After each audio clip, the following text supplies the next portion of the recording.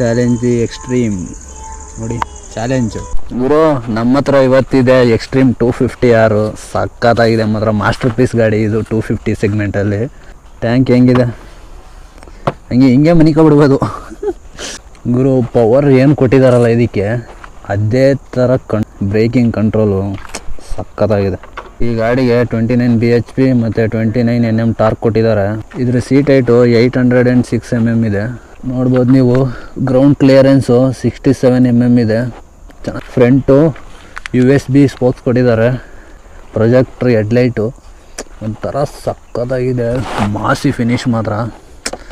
LED indicator ಕೊಟ್ಟಿದ್ದಾರೆ, ನೋಡ್ಬೋದು ನೀವು. 4 ಇಂಡಿಕೇಟರ್ಸ್ ಇದು.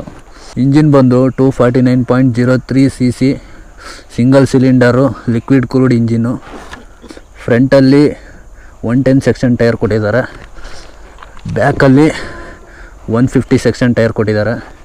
Dual channel ABS. ನೀವು 140-150 ಅಬವ್ ಹೋದ್ರೂ 5 to 10 ಸೆಕೆಂಡ್ಸಲ್ಲಿ ಕಂಟ್ರೋಲ್ ಮಾಡ್ಬೋದು ಗಾಡಿನ ಮಾತ್ರ. ನೋಡ್ಬೋದು DOHC, ಆಮೇಲೆ ಸ್ಲಿಪ್ಪರ್ ಅಸಿಸ್ಟೆಂಟ್ ಕ್ಲಚ್ ಕೊಟ್ಟಿದ್ದಾರೆ. ಈ ಗಾಡಿ ವೆಯ್ಟ್ ಬಂದು 167 kg ಇದೆ.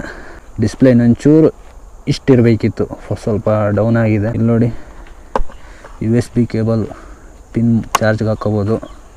ಇಲ್ಲೇನೋ SOS ಅಂತ ಕೊಟ್ಟಿದ್ದಾರೆ, ಬಟ್ ಇದೇನಂತ ಗೊತ್ತಿಲ್ಲ.